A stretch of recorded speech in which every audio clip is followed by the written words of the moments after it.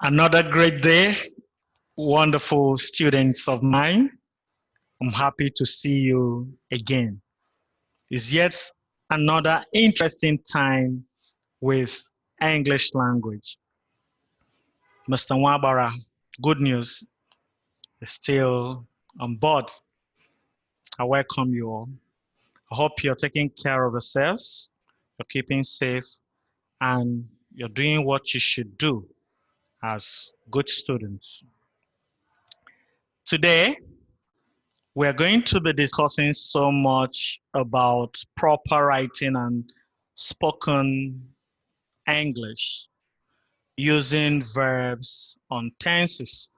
Oftentimes, you see students are told that they are not good in their tenses. What are the problems? Why would someone not make simple, correct sentence? Why would there be fault in the spoken or written English of students? So, by the end of today, by the end of the discourse, all of us students, you should be able to appreciate the relationship between the verbs and the tenses.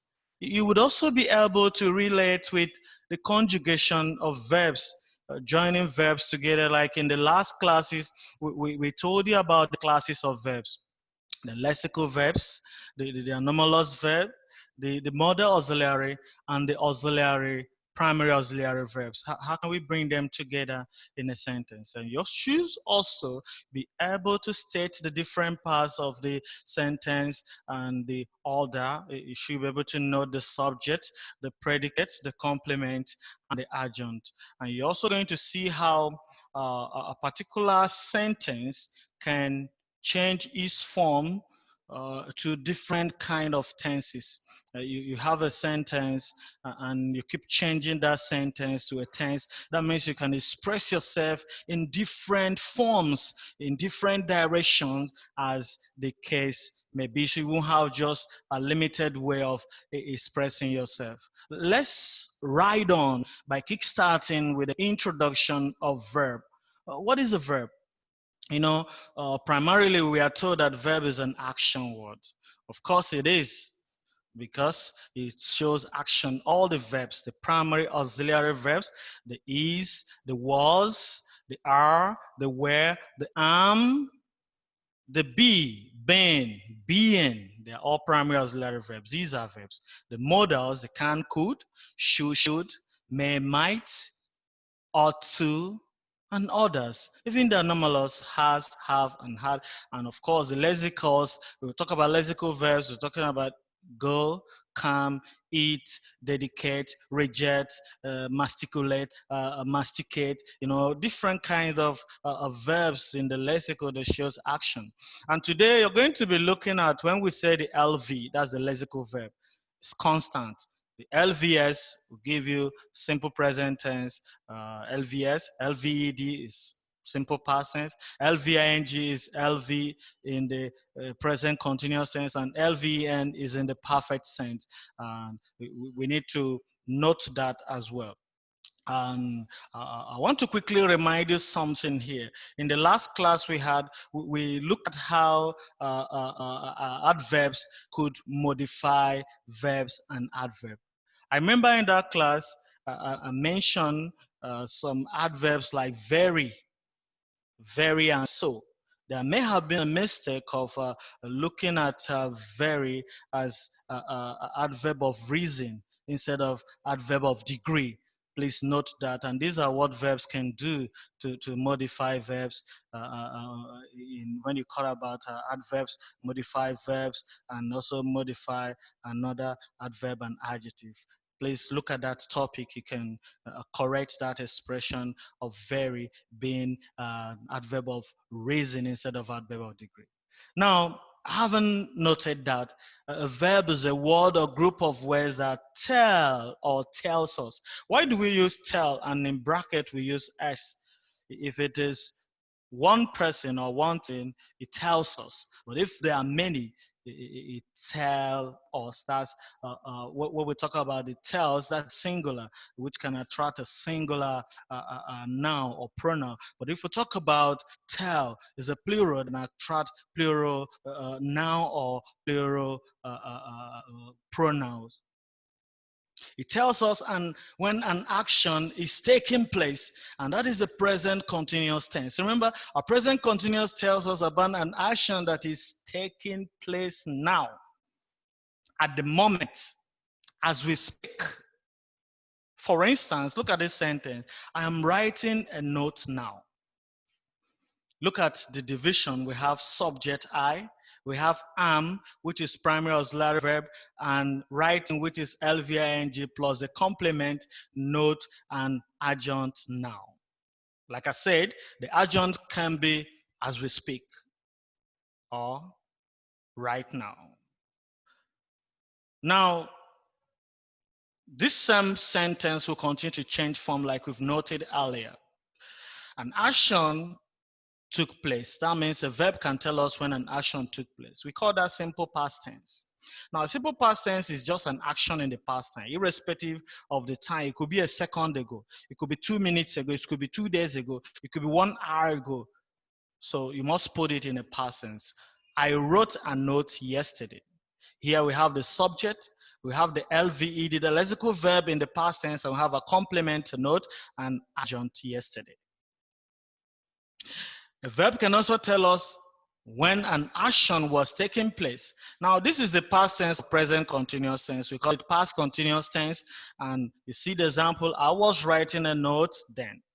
We have our subject, we have the primary auxiliary verb in the past, which is was, and we have the LVING writing, and we have a complement, and we have an adjunct. That is adverb of time.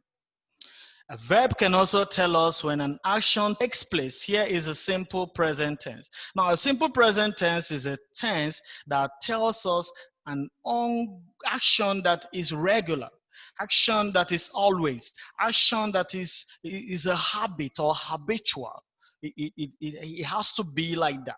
The sun sets here, the moon falls here, and any action, the rain falls heavily every July, that is regular. You must remember to do that. Look at this. I write a note always. Now, the subject I could even change to she, which is singular. If it is she, it will be she writes a note always. Because according to the law of Concord, when the subject is singular, the verb will be singular. And when the subject is plural, the verb will be plural. And I want you to know that I and you in English language are singular plurals because they don't obey the first and second laws of Concord. They could appear like one person, but they use them as plurals in English language. Look at that, you. You write a note always, right? The same way you can use they, write a note always. You see, they is plural, and you and I are singular plurals. Like we mentioned, if we see other lexical verbs in the singular and we use this, it could be goes, does, cooks, takes, speaks, or any simple present tense. And when it's preceded by the singular subject, in the case of simple present tense, we always have the S attached to the lexicals. It only becomes we minus the S when they are talking about plurals like you, like I, or they, we, and maybe children. Now, a verb can also tell us when an action will take place. This is a simple future tense. A simple future tense defines an action that will take place in the future. I will write a note tomorrow. Look at our subject I. We have will now, which is a modal auxiliary. You know, we have other modal auxiliaries like can, could, may. Now we have LV, write. Now, any verb that is succeeding the modals remain constantly. You can't say I can takes, I can took. it will be I can take. You won't say I will wrote, I will write. It will be I will write. It remains constant. We have a LV there remaining constant at all times when following a modal auxiliary. We also have the complement, and we also have our adjunct, which is the adverb of time. And a verb can also tell us when an action has taken place. Now, this is present perfect tense. A present perfect tense is the present result of the past action that don't tell us when the action took place. We don't need to tell ourselves when the action took place. I've switched off the light. I've broken an arm. I've eaten my food. We don't want to tell us when the action took place. That is the present result of a past action. I've written notes. We have our subject, we have our anomalous that is present, plus the LV and as let's go verb in the perfect, plus our complement there, minus A, that is without an adverb. Others will be having plus adverb plus A. Here is minus A. She has written notes. They have written notes. You have written notes. Remember, apart from I, you, and I, has is used when preceded by other singulars. Of course, if it is she, it will be she has written note. It has done that. Are you getting it? Have you eaten? Reading, done. If you add before or yesterday, have you eaten yesterday? Or have you eaten 2 hours ago? Have you ridden a horse before? It is have you ridden a horse? If you put it, it has spoiled that sentence. We don't need to put any time in that direction. A verb can also tell us about an action that had taken place, and here is the past perfect tense. And this is an action that had taken place for some time. The time could be distant or remote.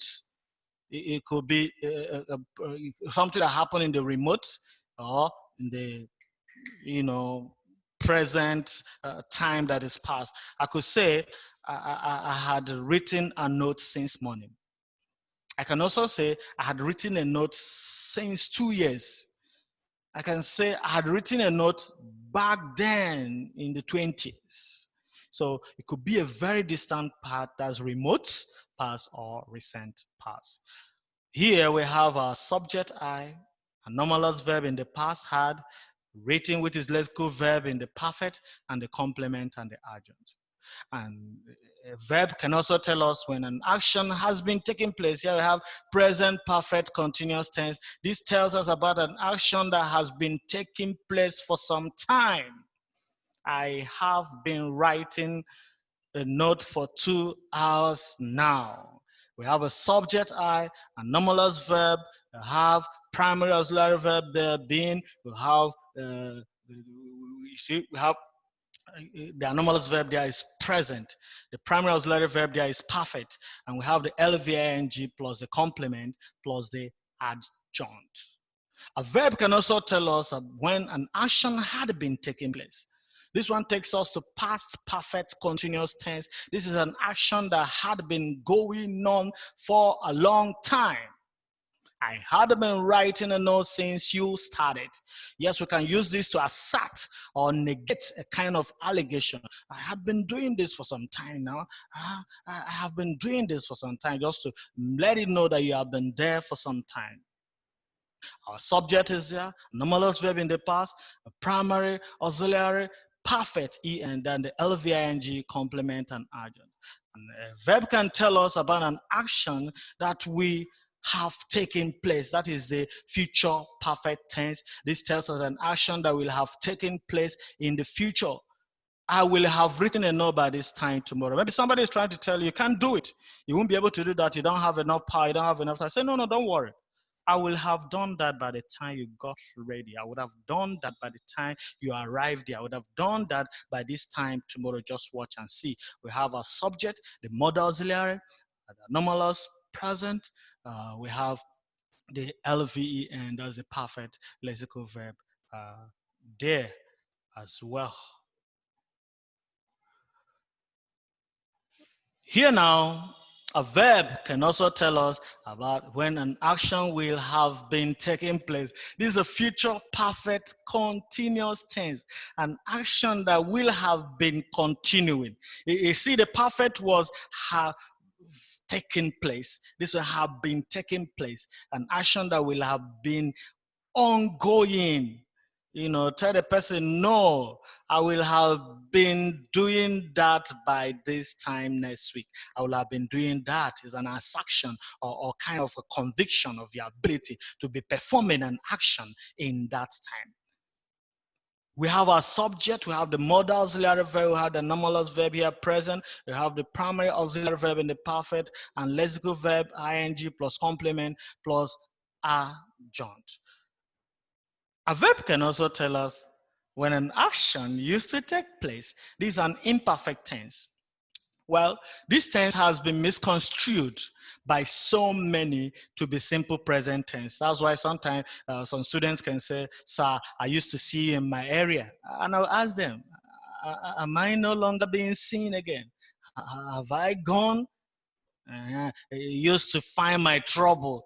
He used to look for my trouble all the time. No, you would have said, I always see you in my area. You always look for my trouble. You usually do that. Why people would have used usually, always, all the time. They use the word used to misconstrue the simple present tense. Here we would have been an imperfect tense, which shows us when an action used to take place. It expresses an action that no longer goes on again. It's something that used to happen. Maybe you used to bedwet when you were 6. You used to skip very well when you were younger. I used to sing so much when I was an adolescent. Because I don't do that again, you can use that used to express this adjunct that don't take place. It's no longer relevant. It was only relevant in the past time. But the correct use of the used to is something you can say someone has a habit of doing something. You are used to insulting me. You're used to tolerating him. Because I can say that I'm used to being misunderstood. Yes. You could speak the way others don't speak. You could act the way others don't act. You will be used to being misunderstood. We've taken so much about this subject. We've seen so much we can take home about the tenses. The tenses are something so right, we need to reflect on it. We've seen all the tenses and how sentence can change from one tense to another. We've seen the conjugation of the verbs. We've seen the part of the sentence that the subject. We've seen how we can have the predicate, we can have the complement and the adjunct. You can see so many types of adjunct we can use respectively for the tenses. And it's been a very wonderful time. And I hope you're going to make use of that opportunity. You have to do that because it will help you a lot. Remember, it is a thing you need to know, because when you express yourself, people need to hear you. People need to get you loud and clear. People need to understand you, don't misconstrue you. And that will be showing that you're good in your tenses and you know exactly what you're doing. Tense is a problem today in the country. I want to thank you so much, and I want God to continue to bless all your effort and the effort we are putting on you. Most times in the radio, most times on the radio rather, most times in the TVs, you see people making blunders that they shouldn't make. It's because of foundational problem. It's because they were not humble enough to learn. Some people feel that they are crayfish that is dry. You can't bend them again. So please take this opportunity to learn, so that in the future when you speak, people will reckon with you. People will say, yes, you know what you're doing. Your parents did not just spend money on you for nothing. Have a beautiful time. I love you all.